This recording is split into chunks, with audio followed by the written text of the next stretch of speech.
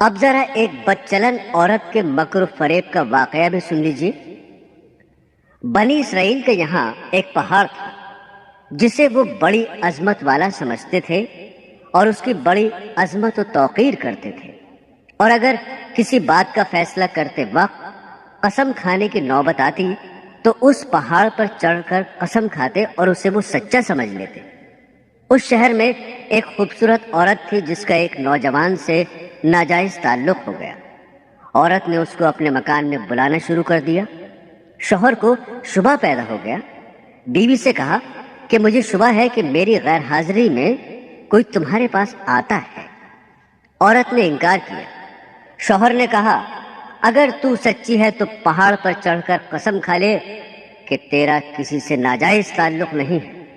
عورت نے کہا ہاں، میں کل پہاڑ پر چل کر قسم کھانے کو تیار ہوں۔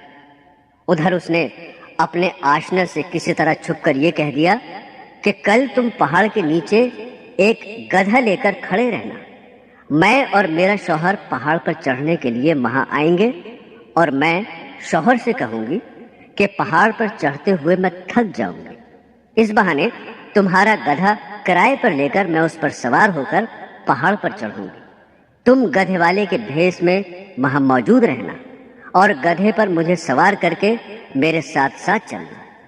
چنانچہ جب دوسرے روز میاں بیوی پہاڑ پر چڑھنے کے لیے گھر سے نکلے اور چلتے چلتے پہاڑ کے پاس پہنچے تو وہاں اس کا آشنا گدھے والے کے بھیس میں گدھا لیے کھڑا ہوا تھا۔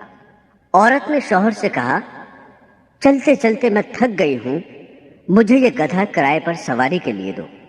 شوہر نے گدھے والے سے کرایہ مقرر کیا اور بیوی کو گدھے پر سوار کر کے تینوں پہاڑ پر چڑھنے لگے۔ جب وہ جگہ آئی جہاں لوگ قسمیں کھاتے تھے تو اس مکار عورت نے اپنے آپ کو گدھے سے نیچے گرا دیا اور اس گرنے میں اپنی رانے وغیرہ قابل سطر بدن بھی ننگا کر دیا، اور ایسی صورت پیدا کر دکھائی کہ شوہر نے یہی سمجھا کہ گدھے سے اتفاقاً گر گئی اور گرتے ہوئے اتفاقاً ننگی ہو گئی ہے۔ وہ جھٹ اٹھی اور اپنا لباس درست کر کے پہاڑ کی قسم کھانے والی جگہ پر کھڑی ہو کر کہنے لگی میں قسم کھاتی ہوں میرے ننگے بدن کو آج تک تمہارے سوا اور اس گدھے والے کے سوا اور کسی نے نہیں دیکھا۔ شوہر مطمئن ہو گیا کیونکہ اس نے یہ سمجھا کہ اس گدھے والے نے اسے گدھے سے گرتے ہوئے اس کا ننگا بدن اتفاقاً دیکھا۔ تو دیکھا آپ نے، عورت جب مکر و فریب پر آ جائے تو ایسی چالاکیاں دکھا کر شوہر کو بیوقوف بنا دیتی ہے، لیکن یہ پتہ نہیں کہ آج یہ گناہ کسی مکر و فریب سے چھپا بھی لیا اور کسی کو پتہ بھی نہ چلا تو کل قیامت میں یہ بات نہیں چھپے گی، اس لیے کہ اللہ کو سب کچھ معلوم ہے۔